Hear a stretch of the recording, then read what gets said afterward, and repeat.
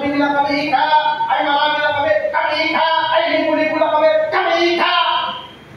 Yan bang makaya? Ay sabi nila, makikip ang daan. Patungo sa kanyang kalagayan. Maluwag ang daan, patungo sa kapahanan. Kaya hindi patayin yung marami. Ha? Marami nga kayo, paniniwala niyo, si Kristo, tao lang. Eh, hindi na. Dito na lang ako sa Diyos. Diba? Marami nga kayo, paniniwala niyo, si Kristo ay maliit na Diyos. Diba? Eh, hindi na. Dito na ako sa Panginoon.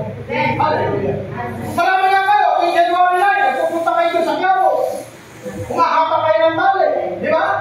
Oh. Kasi ang tunay ng Diyos, ang sabi ng salita, ang Diyos ay Espiritu, ang sumasamba sa Kanya, dapat sumamba sa Espiritu at sa matutupad. Amen. Okay, magaling kasi natin po. Alam niyo yung agaw. Pagkatapos yung pare, ako yung may hawak ng bed, pastoralism. Diba ba? Pag pinasya yun.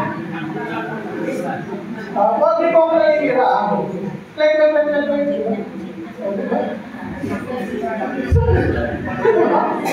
Para ako nagtitinda ng ice cream. Diba? Ibig sabihin ko kami minamahal. Alamin niyo na lang ang sulat ni Dr. Sersan. Alam niyo kung bakit malis ako dyan? Kasi nung binasa ko yung sulat ni Dr. Sersan, hindi niya nagkiwala si Rizal eh. Sakot Rizal eh. At si Rizal, magkaaway sila ni Father Damaso. O ano ba ibig sabihin? Diba? Umakay kayo na high school? Ay, alam niyo yung istorya. Bakit kaya? Kung ikakasal siya kay Joseph yung Brabant, ayaw siya ikasal. Ay, ano ginawa ni Rizal? Nagpakasal naman siya. Dinagdala sa Panginoon. Amen? Number 4, next slide please. Prayer alliances with God's will. Hallelujah.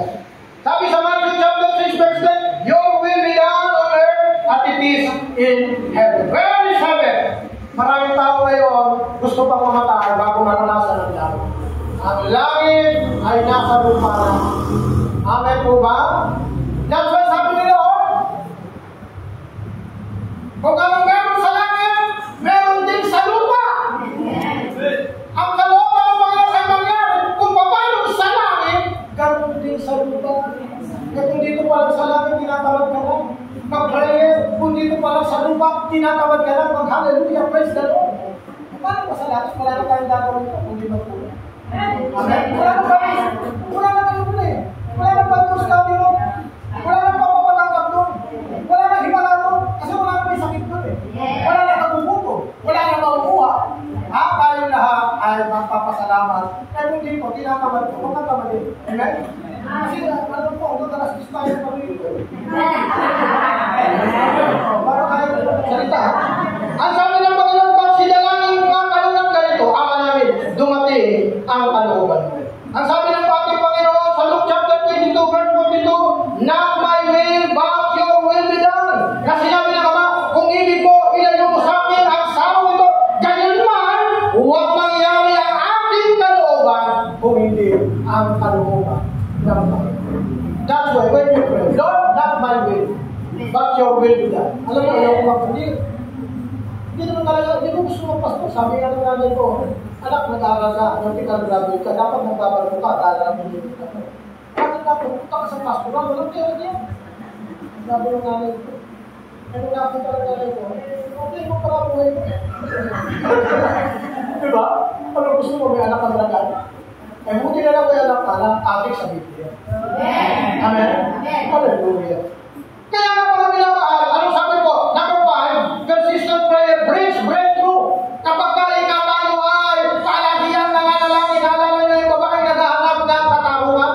Ano ang ginawa ng babae ito? Wala nang ginawa maghapon. Kung di nandun sa harap ng bahay ng Diyos, araw-araw, sabi ng Diyos, araw-araw nandyan ka.